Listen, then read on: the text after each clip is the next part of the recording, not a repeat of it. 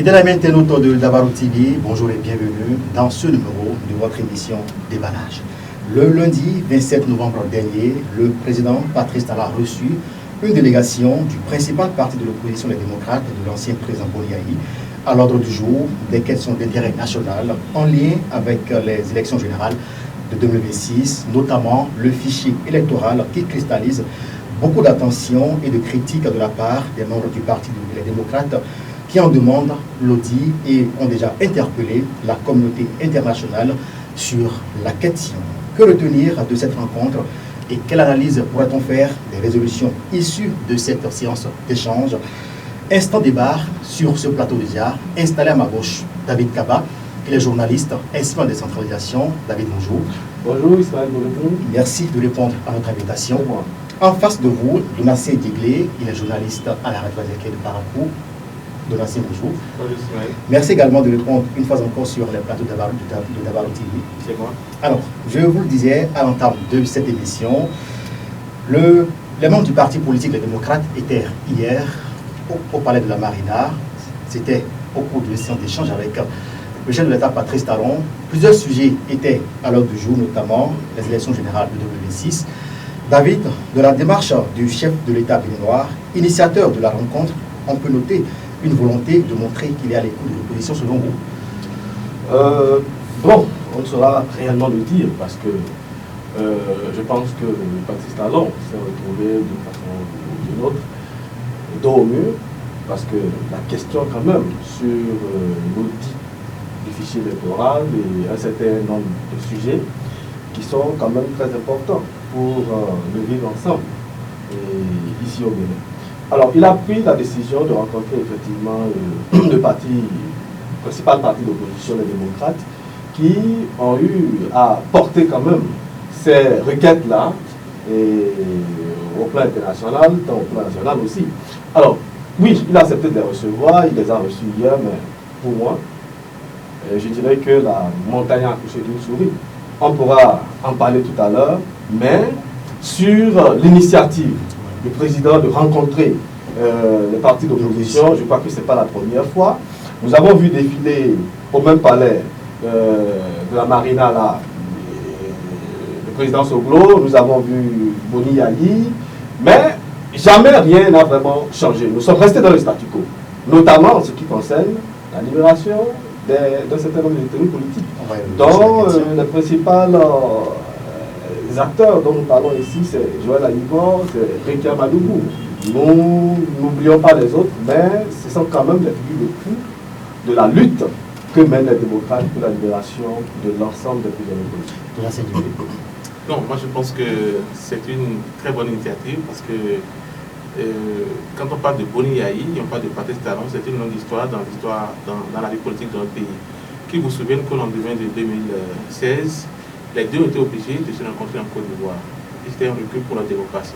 Ça veut dire qu'en interne, on n'arrivait pas à régler nos problèmes. Et par la suite, toujours au palais de la Marina, on a vu le président recevoir Boni Yahi qui est son prédécesseur. Je compte vous rappeler que c'est une histoire qui marque les Béninois.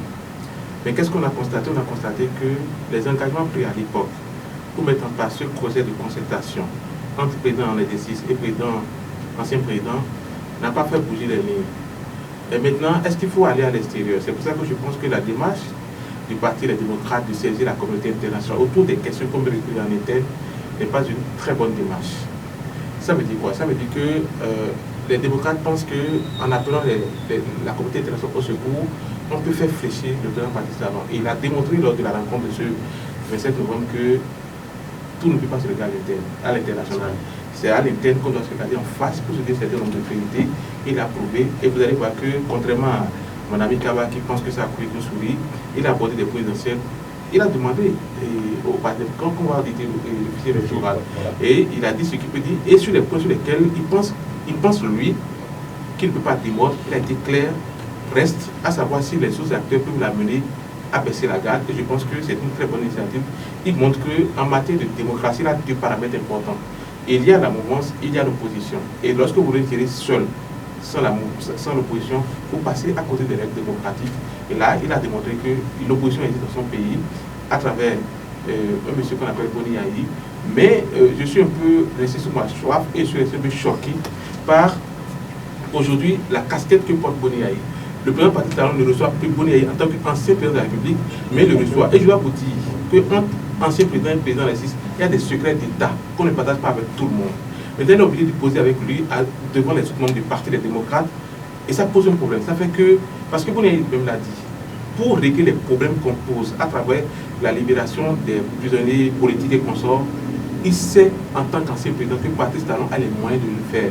Mais lorsque vous le savez et qu'aujourd'hui vous portez la simple casquette de président du parti d'opposition et vous vous faites recevoir tel qu'il a été reçu hier, j'ai peur que demain, avant même les tests du Parti des démocrates, qu'on soit obligé d'aller à un congrès extraordinaire pour demander à Boni Yayi de retourner dans la casquette d'ancien président de la République. Tu ne nous rends pas la tâche trop facile en étant chef de file de l'opposition ou tout ce que tu veux. Parce que là, il a été reçu comme un simple individu. Je suis resté un peu choqué. Justement, à l'issue de cette rencontre, le président Patrice Talon a annoncé, d'ailleurs, voilà, autorise un audit du fichier électoral.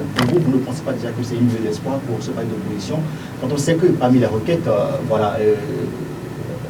annoncées à l'international, ils ont souhaité que ce fichier soit revu avant les élections de 2026. Non, en fait, ça me fait un peu rire. Ça me fait un peu rire parce que quand on parle du fichier électoral au Bénin, ça, moi je remonte un peu à la Libye. Et je ne vais pas rappeler les mésaventures d'Alain Adiou, qui s'est retrouvé en prison toujours par rapport au fichier électoral. Mais je veux juste rappeler quelque chose aux Béninois. Hier, j'ai vu, Boni Yayi, président de la République, recevoir parler de la Marina, les opposants de l'Union fait la nation, dont Éric Ondité, autour du fichier électoral, qu'il fallait toiletter. Et ce jour-là, ça va être dégénéré entre Éric Ondité et le président de la République d'alors, qui était Boni Yayi, qui lui a rappelé que, est-ce que vous savez que c'est au chef d'État que vous parlez? Donc ça veut dire que la question du fichier électoral est une question sensible. Je comprends la préoccupation de l'opposition, mais je dis, est-ce que l'opposition se sent exclue? Comment? Parce que elle ne fait pas partie d'aucun organe, aucune commission chargée de... On va aller doucement. On doit aller doucement pour rappeler qu'avant que les démocrates ne s'affirment à travers les élections passées, il y avait les FCBE qui sont représentés au niveau du conseil de l'appareil dont on parle. Donc aujourd'hui, il y a un mandat en cours qu'on ne peut pas écouter du fait des élections passées, dont les FCBE sont représentés. Vous ne pouvez pas me dire que l'opposition n'est pas représentée. Et là, sur la question non, le problème a été abordé clairement par Boni Yayi, par Patrice Talon. Boni Yayi a dit que l'opposition n'est pas représentée. Il dit non, l'opposition est représentée en parlant des FCBE. Et il dit c'est pas parce que les autres ne me suivent pas comme vous qui ne sont pas de l'opposition. Donc l'opposition est représentée. David Kaba. Écoutez, je ne sais pas de quelle opposition on parle. Si c'est de celui qui n'arrive pas à se faire élire chef quartier dans son groupe là-bas, si c'est de lui que vous parlez, moi je ne pense pas que celui-là soit pour moi un opposant. La preuve, les législatives dernières ont pu quand même montrer qui est opposant et qui ne l'est pas dans ce pays. Est-ce que vous voyez un peu? Alors, le maître de Merkel de quelle obédience? Je pense que, pardon. Le maître de Merkel de quel parti?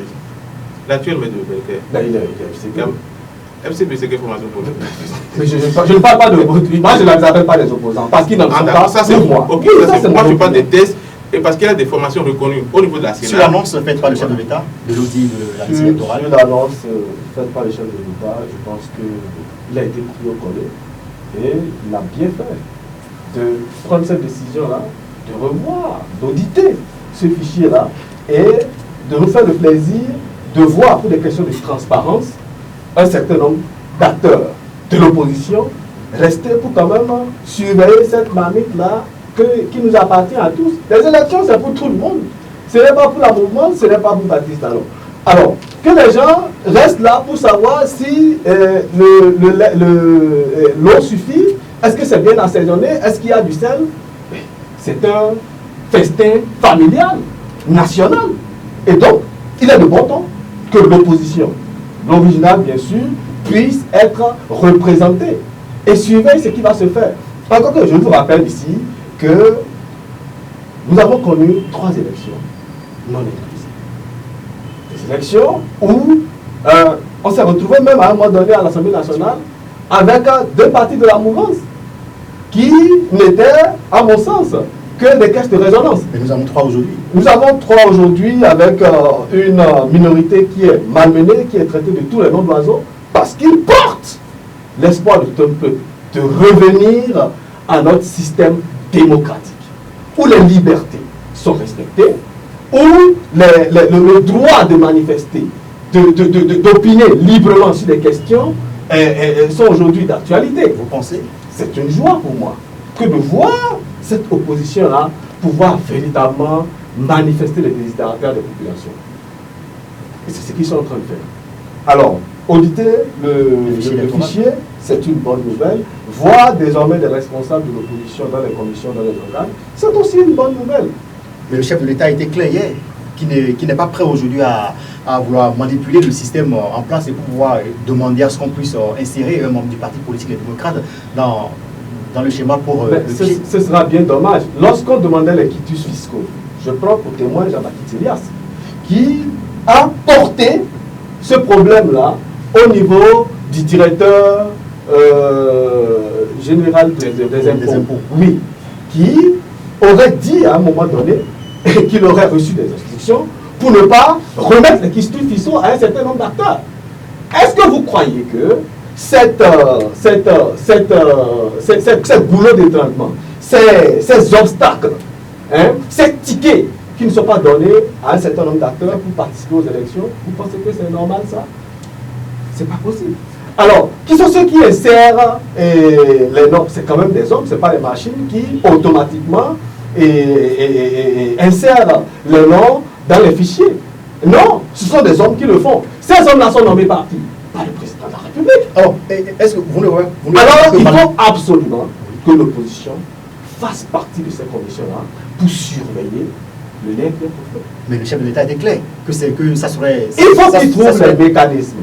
Il faut qu'il trouve des mécanismes, c'est des questions de transparence. Il faut qu'on trouve les mécanismes pour que ces gens-là soient insérés dedans. Les lois sont faites par les hommes et non le contraire. Je vais espérer que j'aurai le même temps d'antenne. Et qu'est-ce que je constate de la part de l'opposition?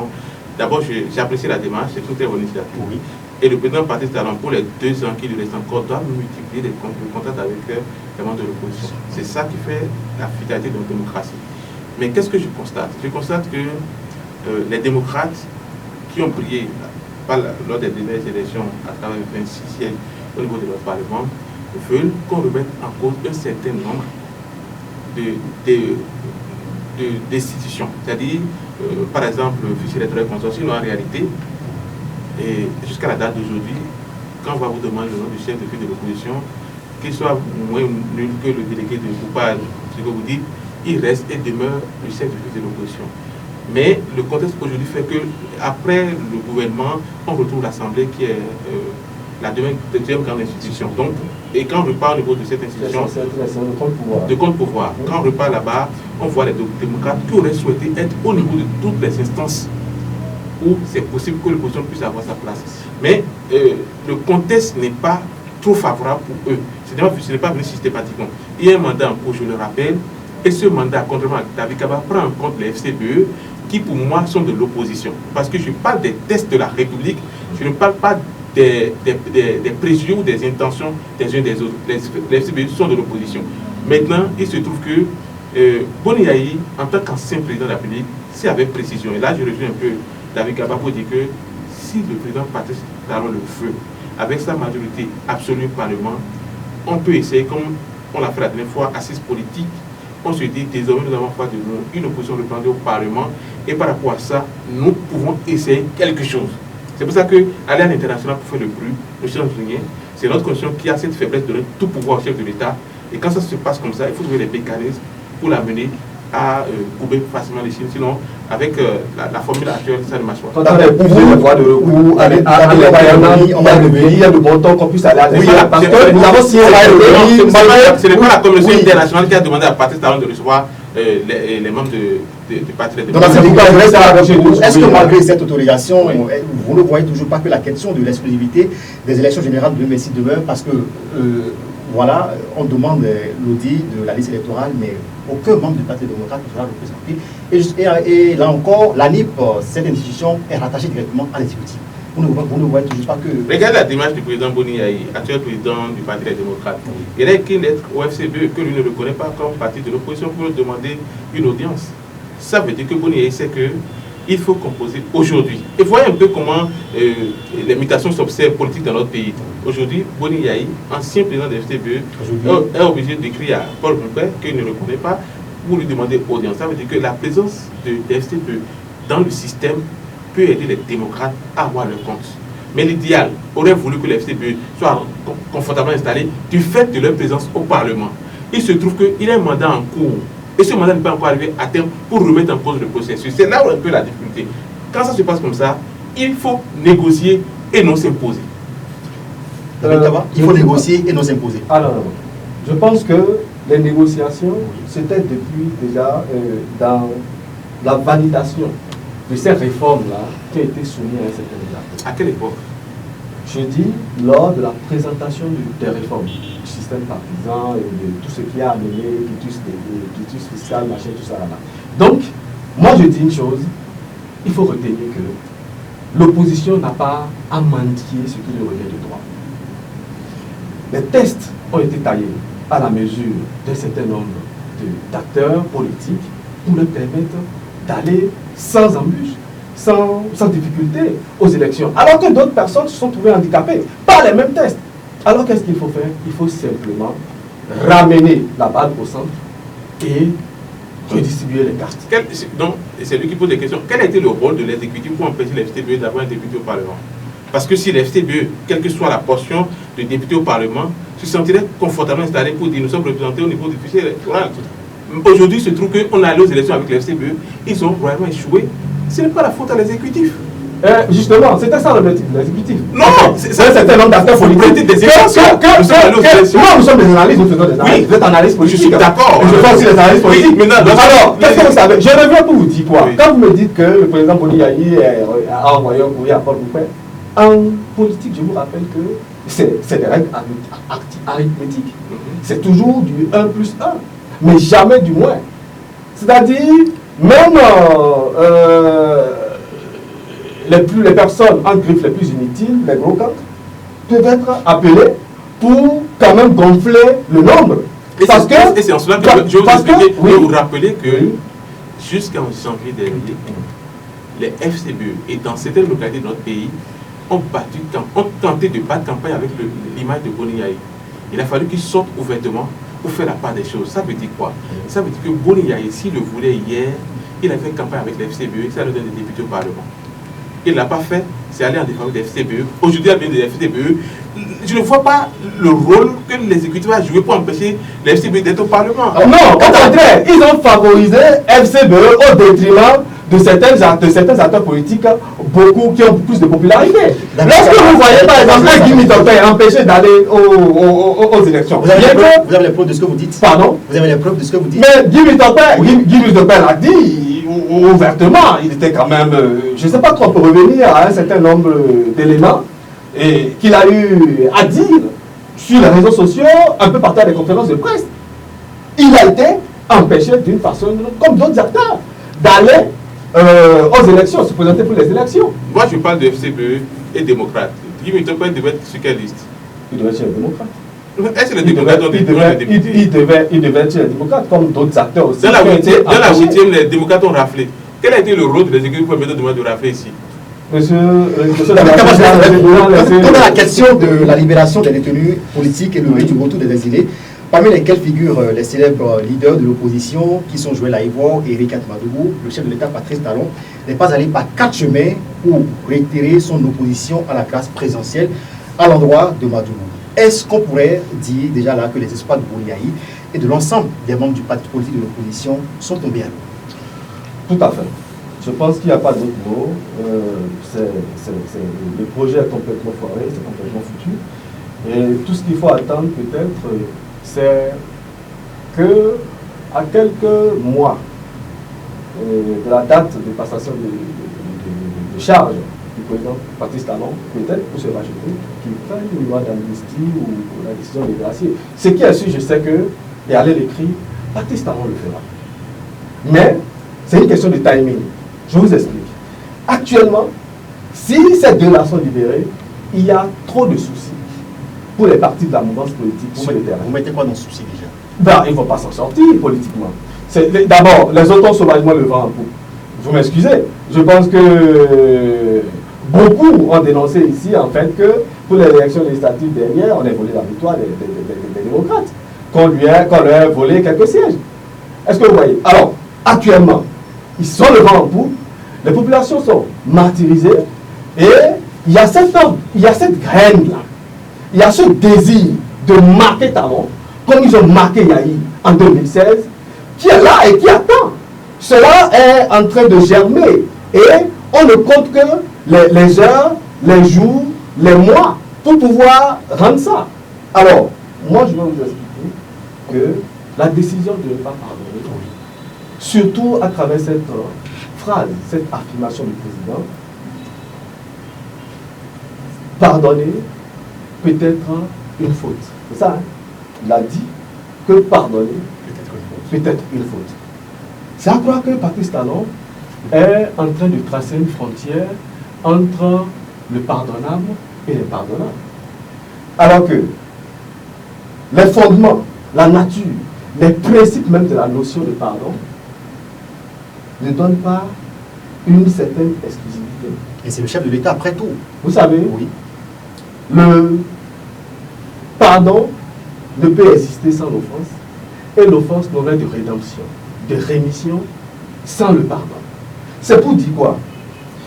Si vous voulez définir des limites, des frontières au pardon, c'est dangereux parce que ce qui peut vous toucher, ce qui va attiser une haine, un esprit de vengeance en vous, peut ne pas être le même chez moi.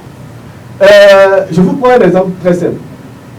Jésus, lorsqu'il était en train d'être crucifié, a dit: Père, pardonne-leur, car ils ne savent pas ce qu'ils font. Il y a plus dure affliction que ce que ce monsieur-là, André, a subi, et pourtant, il a pardonné.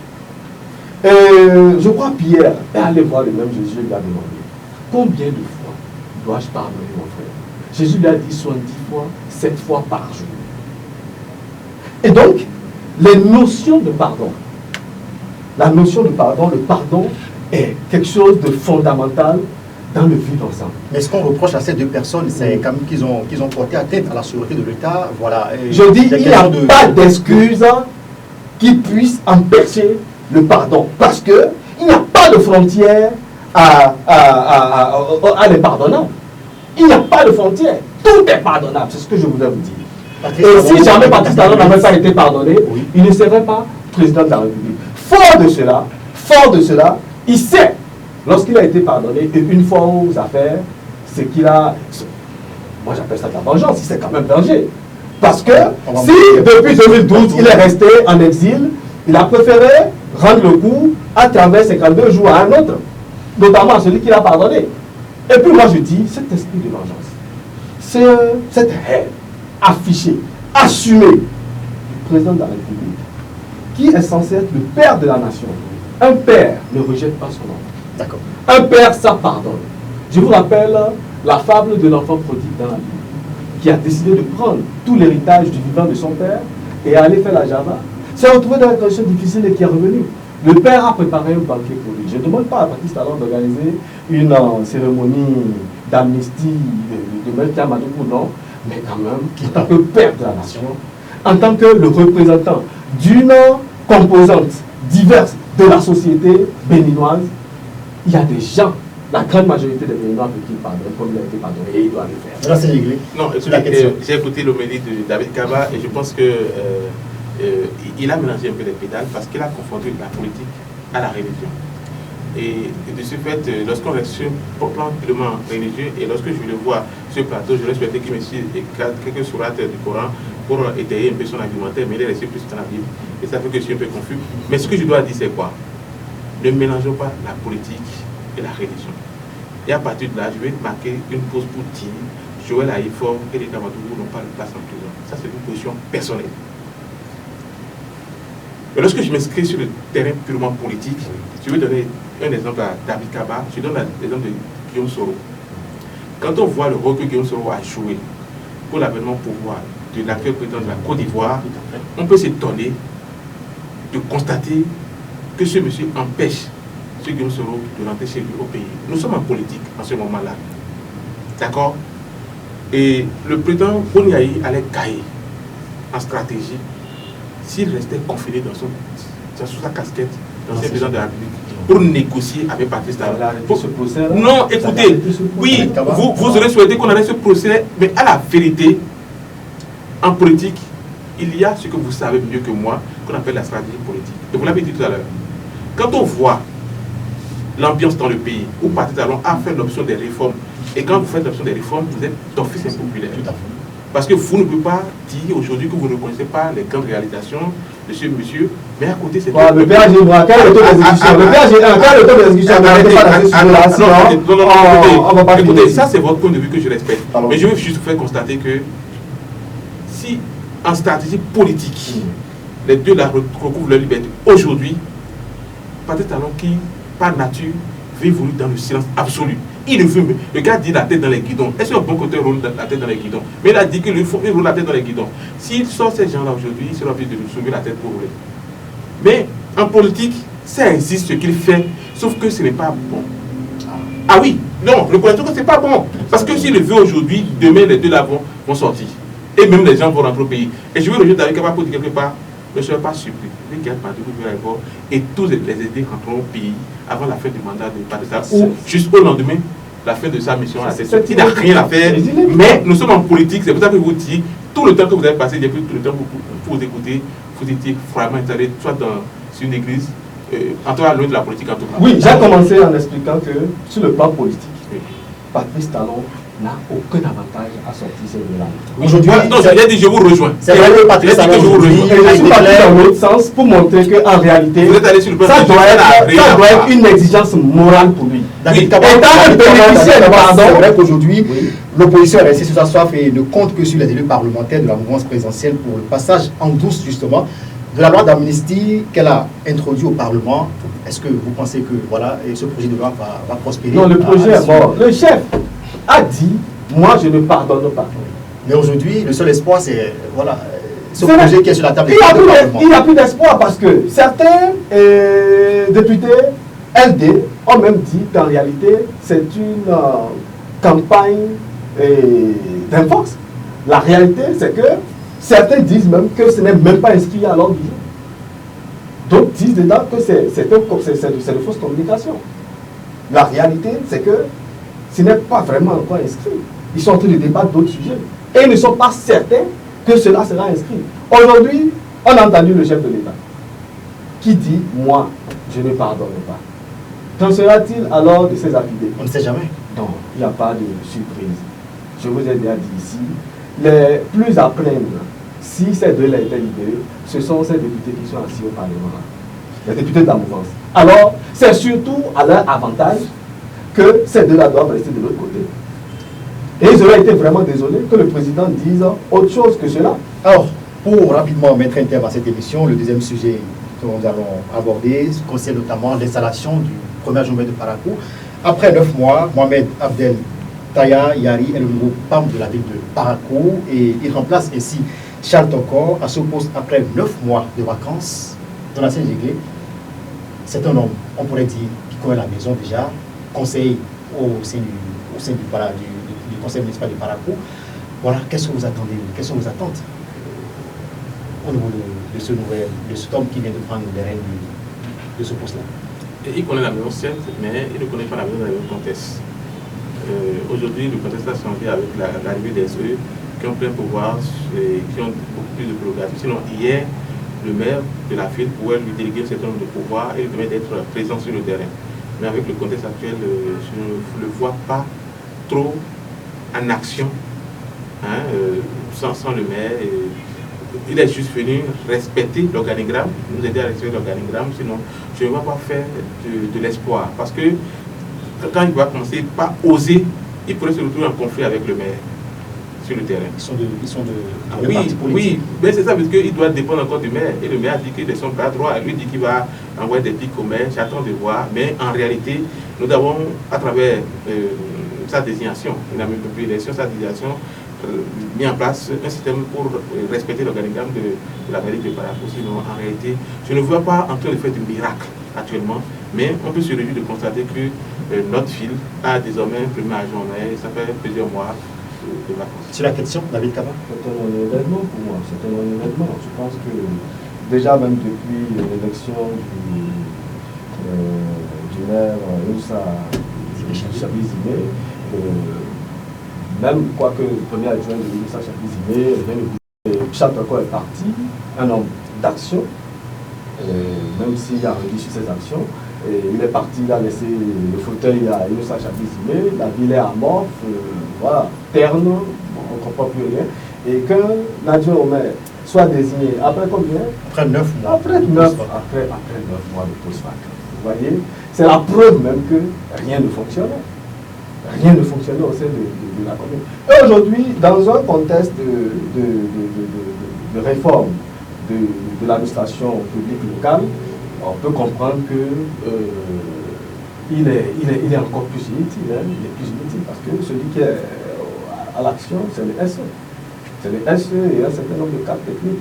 Alors, je crois que c'est un apparat, c'est un ornement dans le dispositif. Mais j'attends d'être surpris par ces actions. L'équipe municipale au complet aujourd'hui, quelles sont vos attentes? Désormais, mes attentes, c'est véritablement...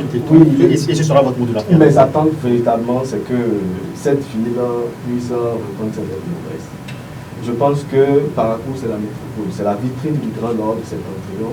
Et il faut travailler à remettre tout vraiment le train en marche. Moi, j'ai vu le maire de Rufino, d'Ameda, de Boycon, sorti avec de grosses machines pour lancer le repopulage des voies. Ça se fait également par Parakou ici. Qui a dit ça? Vous avez vu telle machine encore dans les... Allez chercher les machines et dites-moi là où vous avez vu ça. Allez demander au DST, au directeur des services techniques de la mairie, où se trouvent les machines. Personne ne veut en parler, même pas le maire. Et ça frustre. C'est l'argent du contribuable qui a été mis à contribution pour apprendre ce truc-là. Si c'est quoi cette affaire-là? Qu'on vient nous expliquer. D'accord. Il y a beaucoup à dire sur le chantier. Pour finir rapidement. Je pense que j'épouse complètement la position de David sur la question. Et Parakou a perdu complètement ses lettres de noblesse. Aujourd'hui, il y a un grand fossé entre la mairie et la presse véritable. Et ça fait que tout se passe un peu comme en catimini. C'est dommage pour Parakou, parce que ce qui choque le plus, c'est que celui qui est là a des venins de journalistes. Je ne comprends pas. Parler des machines aujourd'hui comme... Oh, écoutez, ne me faites pas couler des larmes sur votre plateau. C'est l'enfer sur terre. C'est une honte. Mais quand même, ces machines c'est une honte. SDB, tout ce que vous voulez. C'est une honte pour la ville de Parakou qu'on nous ait exhibé des machines qui nous aiment aujourd'hui à rien. Je dis que c'est une honte. C'est une honte, quel que soit le prix à payer. Il faut avoir le courage de dire en face, monsieur le maire, en face à tous ceux qui ont participé à la charge jusqu'à l'amortissement précoce de ces machines, que c'est une honte. Il faut y réfléchir, il faut que Parakou retrouve ses noblesses. Il y a des valeurs qui peuvent encore permettre. Parce que ce qui se passe, même dans les petites communes autour de nous, ça bouge, mais ça ne bouge pas chez nous. Et je ne sais pas... Qu'est-ce qui bloque selon vous? Qu'est-ce qui bloque selon vous, ce développement dans la ville? Non, vous savez, chacun de nous a sa mission sur terre. Aujourd'hui, on parle de tout. C'est Innocent qui est là, c'est lui que nous voyons. Donc c'est lui qui doit faire bouger les choses. La vérité, c'est que la commune se trouve embrigadée dans un carcan politique. Où il y a un certain nombre d'acteurs qui décident du oui et du non de ce qui doit se faire dans cette ville-là. Du coup, le maire métaphore, il est bloqué en métaphore. Mais il me paraît que comme un pion, comme un simple pion qu'on déplace à sa guise. Oui, moi, je pense que ce conseil communal qui s'est retrouvé complètement hier doit pouvoir mettre sur la table un certain nombre de dossiers. La question de l'hippodrome. La question des... Ils en ont parlé. Ah oui? Ils en ont parlé. Ils en ont parlé, mais ça ne suffit pas. Lorsque vous allez prendre individuellement pour venir affronter les questions des journalistes, ils vont tous disparaître. Pourquoi? Parce qu'on vous dira que mon parent dit de ne pas parler. C'est une aberration et la ville de Parakou ne se développe pas. Il ne faut pas chercher des mots, il ne faut pas essayer de trouver des mots pour protéger. Ça ne se développe pas. Moi, je suis né ici et j'ai cherché à grandir ici. Je dois pouvoir dire ce que je dois dire pour le développement de Parakou. Parakou ne se développe pas. Et ce n'est pas bien. L'urgence aujourd'hui, ce n'est pas selon vous? Non. Le cacan politique, à un moment donné, il faut oser dire. Je suis maire, permettez-moi d'avancer. C'est vrai que quand vous le faites, écoutez, on peut commencer par rédiger des motions de décision contre vous. Peut-être que le maire a fait de la destitution, donc il subit. Mais l'histoire retiendra que c'est lui. En réalité, quand on parle de Parakou ne se développe pas, ce n'est pas que ça ne peut pas faire, mais c'est qu'il ne peut pas faire. C'est le problème. Oui, je pense qu'il faut remettre le maire devant ses responsabilités parce qu'il a le malheur d'être quand même le chef de la commune. On doit appeler le SE. qui, je crois, je n'ai pas encore vu Yacine Télégbédé, le SE, inviter les journalistes pour s'entretenir avec, partager un café avec les journalistes pour parler un peu d'un certain nombre de sujets. Oui, mais il est temps qu'ils puissent nous recevoir. Les journalistes ne sont pas en fait des harceleurs. Les journalistes ne sont pas ceux-là qui sont en train de vous chercher les poudres à cheveux, non. Les journalistes sont là pour donner de la visibilité à vos actions et surtout dire ce qui ne va pas, parce que vous êtes là pour arranger les choses.